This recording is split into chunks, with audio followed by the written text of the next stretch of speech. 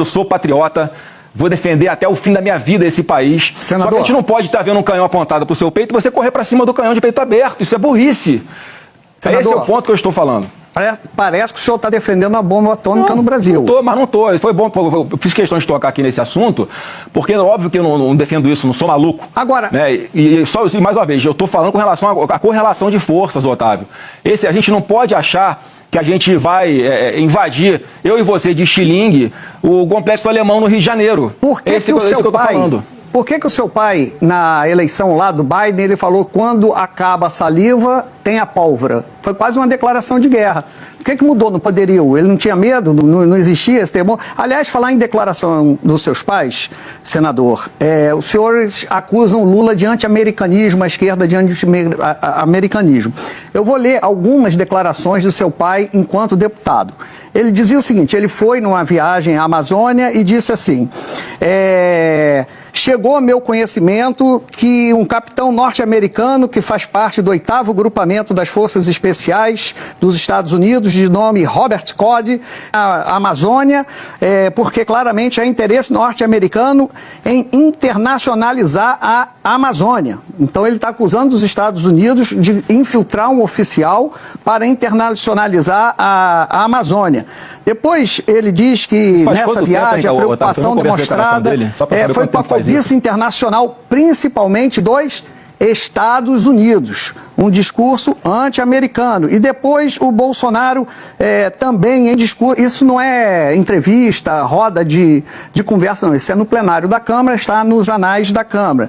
Então ele diz assim, quanto mais tempo ficamos sem saber o que temos dentro da Amazônia, melhor será para os países do primeiro mundo, em especial os Estados Unidos. Então ele acusa os Estados Unidos de tentar roubar a Amazônia do Brasil, ver os Estados Unidos como inimigo. Então, por que houve essa mudança de um país ameaçador para um país no qual nós devemos baixar a cabeça e cumprir o que Trump quer? Olha, Otávio, você sabe de que época foi isso mais ou menos, só para saber qual era o contexto disso? Que ano foi isso? Faz 30 anos isso? 25? Só para ter uma ideia. O que sabe em que contexto isso aconteceu? O contexto? Ele foi uma viagem, ele foi convidado para uma viagem para a Amazônia e chegou na Câmara e denunciou essa infiltração de um oficial americano, um discurso anti-americano, que vocês acusam Lula de fazer. Não, você está distorcendo as coisas. Desculpa, Otávio.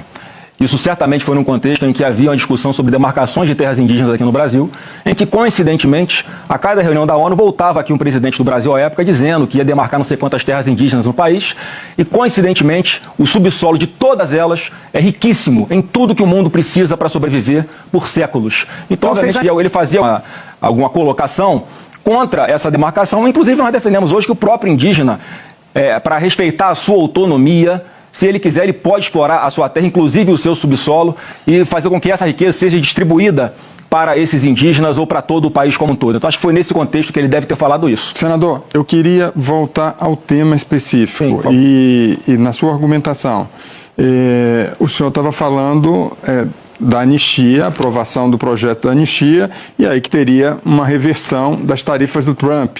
O senhor está sugerindo exatamente uma troca? Seria isso, trocar a taxação pela anistia, pelo Congresso Nacional? Camarote, primeiro que eu não tenho nem procuração para falar pelo Trump, obviamente. Eu não sei exatamente o que ele vai querer. Eu estou interpretando a carta dele. O que ele começa falando da carta? Mas o senhor acha isso pertinente? Não, assim, eu não acho pertinente, só que eu não acho justo, não acho correto. Agora, mais uma vez, é a realidade. Ele começa a carta dele falando da perseguição, da caça às bruxas ao Bolsonaro, aos seus aliados, à sua família, o que é um fato. Eu quero fazer a pergunta para quem está nos assistindo. Você acha que o presidente Jair Bolsonaro está respondendo a um julgamento isento? Sendo julgado por Alexandre de Moraes depois de tudo que ele fez, sendo julgado por Flávio Dino, que é a pessoa que já declaradamente inimiga de Bolsonaro, falou que o Bolsonaro é o demônio em pessoa, ou pelo próprio Zanin, que ontem estava defendendo o seu cliente Lula, exatamente do que ele dizia que eram perseguições contra o seu cliente. Inclusive aqui em 2018, 16 ou 17, Camarote, ele fala que está buscando mecanismos internacionais porque não há mais remédio que seja suficiente aqui para cessar o ataque aos direitos humanos do seu cliente. Quer dizer, alguém que pensava assim está sentado na cadeira do Supremo Tribunal Federal hoje e está julgando o Bolsonaro, condenando mesmo com todas as atrocidades que ele sabe que existem no processo. Então, assim, esse é um julgamento injusto. Se o Bolsonaro tivesse com 3% nas pesquisas, não tinha ninguém falando de Bolsonaro. Agora, como ele está liderando, e todos sabem que se ele estiver nas urnas no próximo ano, ele será o próximo presidente do Brasil, há essa preocupação toda. Eu só quero aqui aproveitar o espaço para falar que não tem que ter medo de Bolsonaro, tem que respeitá-lo e respeitar o eleitor de escolha que ele quiser para comandar o nosso Brasil. É justamente um setor importante de quem votou no ex-presidente Jair Bolsonaro, poderia citar o agronegócio, o setor produtivo.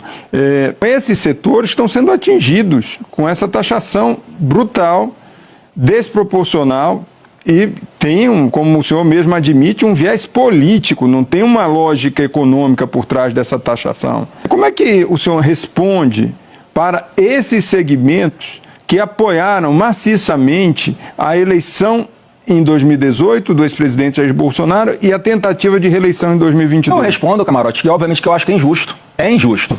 Agora, mais uma vez, a gente tem que resolver. E quanto antes nós resolvermos, melhor. Por isso nós temos até o dia 1º de agosto para aprovar, para começar alguma coisa, para começar a sinalizar de que o Brasil está disposto a voltar à normalidade. Porque eu me coloco muito, Camarote, no lugar das pessoas. Eu fico imaginando o que está passando na cabeça do Trump nessa hora.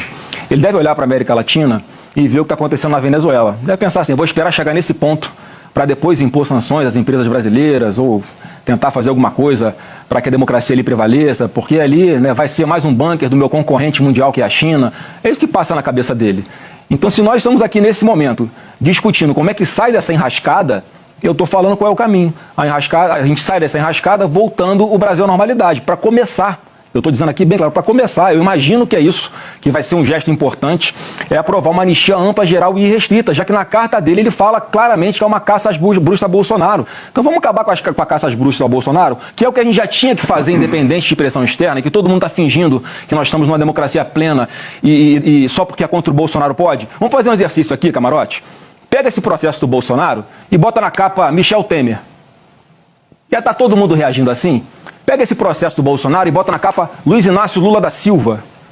Senador, o argumento que vocês usam agora era o mesmo que foi usado lá atrás. Inclusive, o pai do senhor usa a expressão lawfare, que foi criada pelo advogado do presidente Lula à época que ele respondia. O senhor coloca acusações muito graves contra o STF, fala do julgamento pelo qual o pai do senhor está passando, é um julgamento coletivo, não é só feito pelo ministro Alexandre de Moraes, está na primeira turma, tem outros 4 ministros analisando a questão e mais.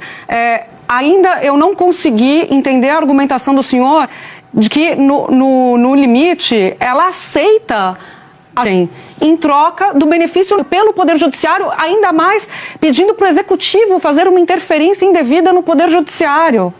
Ô, Júlia, a PGR acabou de arquivar. A democracia brasileira, só para finalizar, senador, eu passo a bola para o senhor. A democracia brasileira é uma democracia funcional. Ela tem separação de poderes. O julgamento do pai do senhor tem sido feito por uma lei que foi sancionada por ele, uma lei de defesa do Estado Democrático de Direito, que foi aprovada pelo Congresso Nacional, sancionada por ele, então presidente, e agora aplicada por Judiciário. Não cabe aqui nenhuma comparação com a Venezuela. Olha, eu acho que tem uma coisa muito maior no nosso Brasil, que as pessoas não percebem. A gente parece um sapo numa panela que vai fervendo, vai esquentando a água, quando o sapo está morto lá na água fervente. É o que está acontecendo com o nosso Brasil. Então, assim, para a gente fazer o nosso dever de casa, para acelerar o que a gente é obrigado, que a gente já deveria ter feito há muito tempo aqui no Brasil, que é uma anistia, por exemplo, a gente tem que esperar ter algum empurrãozinho do lado de fora, porque na prática é o que está acontecendo. Mais uma vez, é muito grave. É injusto, claro que é injusto, ninguém queria estar nesse ponto. Há quanto tempo nós estamos falando que é preciso fazer algo?